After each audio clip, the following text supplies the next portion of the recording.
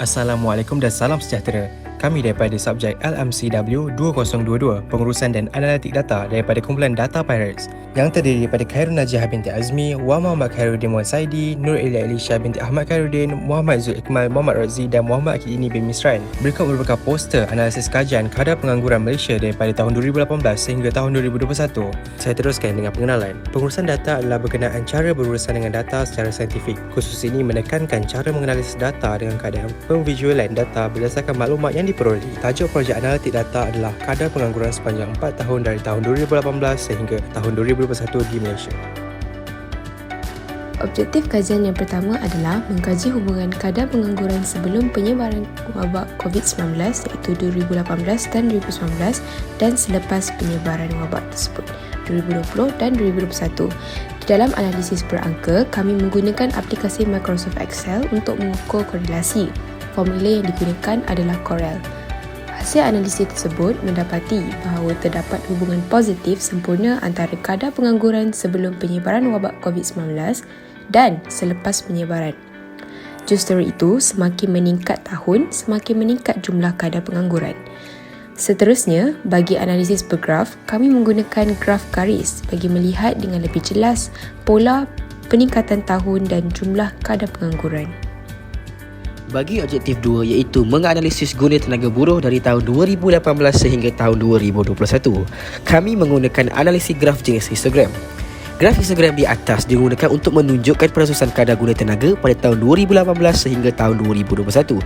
Berdasarkan raja di atas, paksi X mewakili tahun manakala paksi Y mewakili peratusan kadar guna tenaga.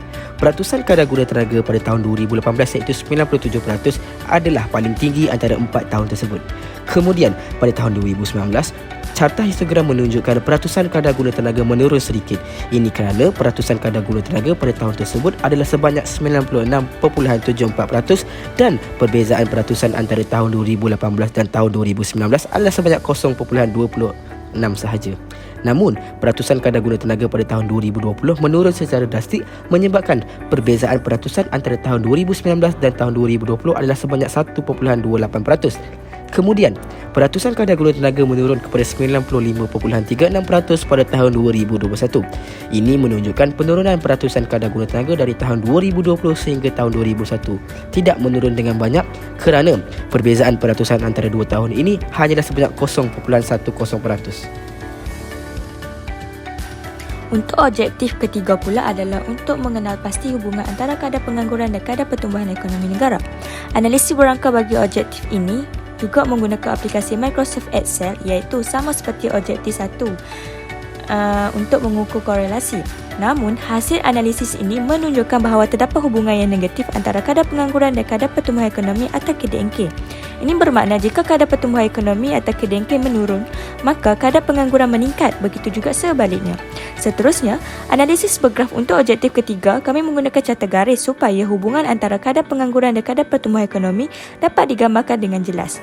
Paksi Y dalam graf garis ini mewakili dua pemboleh ubah iaitu kadar pengangguran dan kadar pertumbuhan ekonomi atau KDNK, manakala paksi X mewakili tahun iaitu tahun 2018 sehingga tahun 2021. Kita beralih kepada bahagian yang terakhir iaitu kesimpulan dan cadangan. Bagi kesimpulan, terdapat banyak perkara yang boleh dipelajari dalam subjek ini yang boleh diguna pakai di luar bilik darjah seperti di kegunaan masa depan dalam menganalisa data dan penggunaan aplikasi Excel.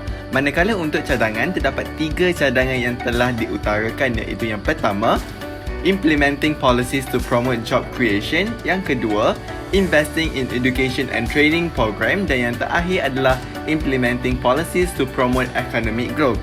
Jadi itu sahaja daripada kumpulan kami. Sekian, terima kasih.